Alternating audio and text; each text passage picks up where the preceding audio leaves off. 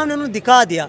तो मतलब इंडिया के साथ वो एक तरह से इल्ज़ाम लगा रहे थे कि जो हमें पाकिस्तान से अलग किया गया है तो इसमें इंडिया का बहुत बड़ा रोल है। यू कैन से दैट, मतलब आप खुद भी सोच सकती है ना कि क्या हुआ था 1971 में, एवरीवन नो दैट। तो उन्होंने क्या किया, इंडिया के ख़िलाफ़ उन्होंने वहाँ पर ऐसी कैंपेनें शुरू कर दी कि इंडिया यहाँ पर जो शेख हसीना वाजिद है, जो उन्होंने सिविल डिक्टेटरशिप कायम, ये सारा इंडिया का रोल है। तो इंडिया सारी ये इल्ज़ाम उधर भी गया है, सारे इल्ज़ामात वो इंडिया पे डाल रहे थे। यानी शेख हसीना को वो कहते हैं कि इनडायरेक्टली इंडिया ही सपोर्ट कर रहे हैं। तो वहाँ पर उन्होंने ऐसे हालात पैदा कर दिए ताकि इंडिया से उनका जो ट्रेड है ना वो ख़त्म हो जाए। वो ख़त्म होगा तो बांग्लादेश ज़ाहिर है वो इंस्टेबिलिटी के नीचे जाएगा, क्योंकि उसका जो आप कह सकते हो जो टेक्सटाइल है वो बहुत ऊपर जा रहा है। और जब से इनके हालात बिगड़े हैं, इंडिया के टेक्सटाइल के ऑर्डर्स बढ़ते चले जा रहे हैं और बांग्लादेश के बंद हो गए। और बांग्लादेश के बंद। और मेन चीज़ ये ना, किसी भी मुल्क को अगर आपने तबाह करना है, किसी भी मुल्क के अगर डेमोक्रेसी को डिस्ट्रॉय करना है, तो उसके लिए आपको 3 चीज़ें अप्लाई करनी होगी। अच्छा। उनकी इम्प्लीमेंटेशन क्या है? एक, आपने उसकी जो लेजिस्लेशन है ना, उसकी जो कवानीन है उनको कमज़ोर करना होगा। उनको किससे, ये एक चेन है, उस चेन में आपने क्या करना होगा, उस चेन में आपने एक इंस्टीट्यूशन को ज़्यादा मतलब पावर देना है। जैसे कि बांग्लादेश में आर्मी को पावर मिल गई, पहले आर्मी को पावर नहीं थी, अब वो आहिस्ता आहिस्ता पावर में आ रहे।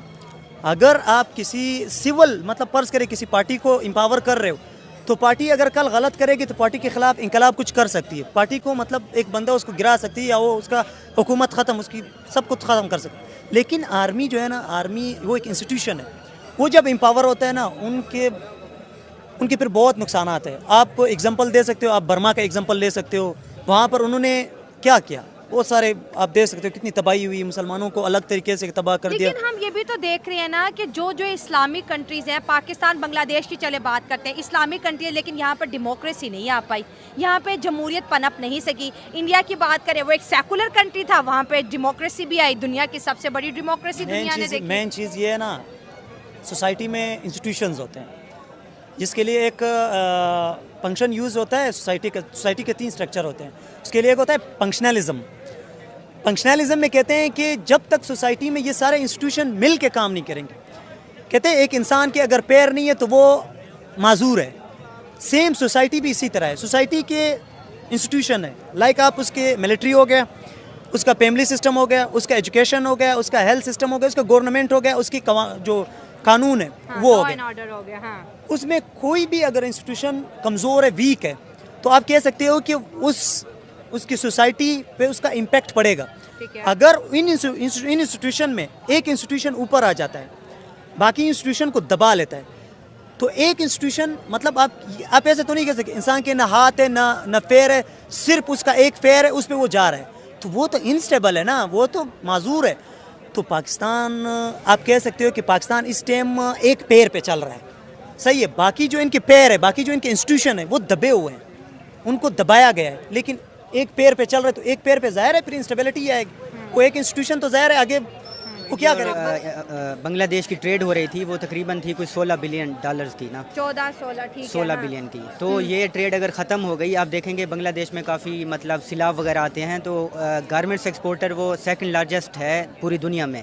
बाकी ये जो एग्रीकल्चर कमोडिटीज़ होती हैं, इसमें वो मतलब इंडिपेंडेंट नहीं है, ठीक है। तो इससे आम आवाम पे बहुत असर पड़ेगा, काहत साली आ सकती है और इन्फ्लेशन बहुत ज़्यादा हो सकती है, जिससे मतलब आम जो तबका होता है ना शहरियों का, वो अफेक्ट होता है। मतलब क्या बांग्लादेश दूसरा पाकिस्तान बनने वाला है? क्योंकि जब हमने इंडिया से ट्रेड सस्पेंड की, हमारे मुल्क के अंदर भी महंगाई का बहुत बड़ा तूफान, हमें याद है कि जो 100 रुपये 20 रुपये वाला प्याज है, ये 500 रुपया, टमाटर 500 रुपया, और हमारी भी चीखें निकल गई कि ये हुआ क्या हमारे साथ। देखें, हम अना वाले लोग हैं, हम मानते नहीं हैं, हम आइडियालॉजी के ऊपर ट्रेड करते हैं। हालांकि होना चाहिए कि म्यूचुअल इंटरेस्ट के ऊपर पूरी दुनिया। अब देखें, चाइना और अमेरिका की आपस में दुश्मनी है, मगर फिर भी वो ट्रेड करते हैं। इंडिया और चाइना की देखें, $125 बिलियन की ट्रेड ऐसा ही है। तो ये जो ट्रेड होती है ये आइडियालॉजीज पे नहीं होती, ठीक है ना, ये म्यूचुअल इंटरेस्ट पे होती है। क्या बात है। तो मैं ये कहूँगा कि अगर इंडिया और पाकिस्तान की आपस में ट्रेड होती है, तो यहाँ पे ये जो चीनी का बहरान है, आटे का बहरान है, और पता नहीं आए दिन क्या टमाटर से नहीं निकले सर अभी तक हम। हाँ, तो ये ना होता कम अज कम। रही बात जंग की, कश्मीर की, वो टेबल टॉक के जरिए हल होता। इसका मतलब ये नहीं है कि आप पूरा मुंह फेर लेना। बांग्लादेश तरक्की नहीं करेगा तो इसका एडवांटेज इंडिया को होगा, क्योंकि पाकिस्तान में तो इंडस्ट्री है नहीं, इंडिया इंडस्ट्रियल हब बनता जा रहा है, तो उनका एक्सपोर्ट और बढ़ेगा। बॉर्डर पे इंडिया ने ट्रेड बांग्लादेश के साथ सस्पेंड कर दिया, बांग्लादेश का दाना पानी बंद कर दिया, अब क्या कहेंगे? इसके ऊपर मैं ये कहना चाहूँगा कि भारत का ये बहुत बड़ा डिप्लोमेटिक और बहुत बड़ा पॉलिटिकल फेलियर है। अच्छा, ठीक failure है, है। फेलियर वो है कैसे? वो इस तरीके से क्योंकि भारत की बहुत ज़्यादा ट्रेड जो थी वो बांग्लादेश से हो रही थी, जो कि अब सस्पेंड हो चुकी है, जिसका भारत को डेफिनेटली नुकसान होगा। लेकिन नुकसान इस हद तक नहीं होगा जिस तरह पाकिस्तान में आप कह रही है कि टमाटर बहुत ज़्यादा महंगे हैं और आलू बहुत ज़्यादा महंगे। देखिए भारत की जो इकोनॉमिक सुपर हब है, वो पावर हाउस है इकोनॉमिक, ठीक है, तो उसको उतना जिसको कहते हैं ना को प्रॉब्लम्स फेस नहीं करनी पड़ेंगी।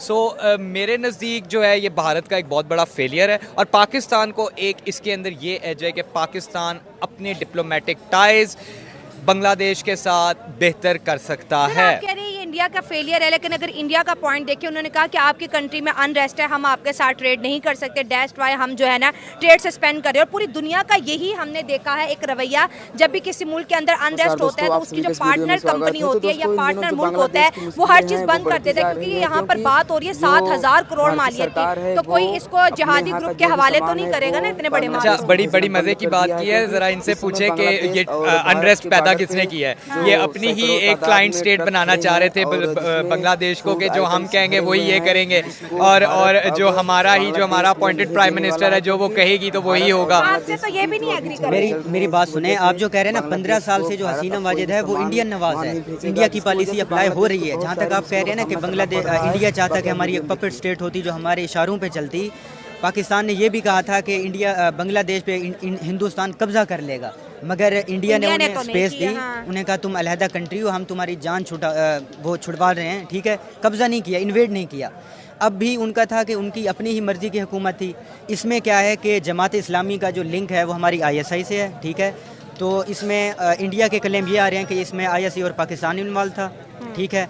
और वैसे अगर इंटरनेशनल सतह पे देखा जाए तो अमेरिका ने पाकिस्तान से अड्डे मांगे थे और इमरान खान ने इनकार किया तो वो हट गए। मतलब और इस इसके तरह पीछे भी अमेरिका ने US, हाँ बांग्लादेश से भी अड्डे मांगे। और एक उन्होंने और भी इनकार बात किया, कही जा रही है हाँ। कि म्यांमार और बांग्लादेश के दरमियान एक क्रिश्चियन कंट्री छोटा सा वो किया जाएगा ताकि चाइना को कंटेन किया जाए और वहाँ पे बहरी बेड़े हों और ये चीज़ें। मैं इनकी बात से डिसएग्री इसलिए करता हूँ क्योंकि इस चीज़ का कोई एक्चुअल एविडेंस नहीं है। ISI को किसी मुल्क के अंदर मुदाखलत करने का कोई शौक नहीं है। अच्छा। पाकिस्तान की इंटेलिजेंस एजेंसीज और जो दिफाई इदारे हैं वो उनको किसी के साथ कंसर्न नहीं है, उनको अपने मुल्क के साथ कंसर्न है, अपने नेशनल इंटरेस्ट के साथ कंसर्न है। हाँ, मुदाखलत करते हैं भारतीय, जो ये इंडियंस जो हैं बलूचिस्तान में कर रहे हैं, जो ये KPK में कर रहे हैं, जो ये ईरान में कर रहे वो भी हैं। हम पे लगाते हैं ना, खालिस्तान कौन बनाना चाहता है, Obviously। और हम ओपनली कहते हैं कि यहाँ के लोग ट्वीट करते हैं कि हम खालिस्तान बनाएंगे, आपने बांग्लादेश मैं बनाया। आपको हम तारीफ करते थे, देखो 1971 में बांग्लादेश बना, आज हमसे आगे, आज इंडिया ने बांग्लादेश का ट्रेड सस्पेंड कर दिया। अगर इनकी ट्रेड की मालियत 2023-24 देखा जाए $14 बिलियन की ट्रेड हुई है इंडिया और बांग्लादेश के बीच। इतनी ज्यादा ट्रेड हुई और आज वो खतरे में आज वो खतरे में। इंडिया जो है ना, इंडिया को आप कह सकते हो इंडिया एक बहुत बड़ी पॉपुलेटेड कंट्री है, सही है। जहाँ पर पॉपुलेटेड कंट्री है, अगर आप वहाँ पर ट्रेड करोगे तो इसका आपको 100% मुनाफा फायदा, होगा। yes। अगर हम पाकिस्तान की बात करें, पाकिस्तान अगर उनके साथ ट्रेड करना चाहता तो है आज तो हम बहुत आगे जा सकते हैं। देखो आप उनकी GDP देखें कितनी ऊपर है, कितने आगे है। क्यों आगे? क्योंकि वहाँ पर उन्होंने सारे इंस्टीट्यूशन को इक्वल रखा हुआ है। उन्होंने एक टनल प्रोवाइड किया है कि इस टनल से आपने जाना है, you can not go from that tunnel, आप इस टनल से इधर उधर नहीं जा सकते हो। You are even allowed just in this tunnel, आप उस टनल में अलाउ, आप इधर उधर नहीं जा सकते हो। उस अच्छा। टनल में वो आपको डायरेक्शन देंगे, जबरदस्त, हाँ। इस डायरेक्शन के मुताबिक आपने चलना है। हाँ। लेकिन अगर आप अपनी मर्जी करोगे कि नहीं मैंने इस टनल में नहीं जाना है, मैं इधर जा रहा हूँ, बाकी मतलब सारे वहाँ पे अवाम की हुकूमत है।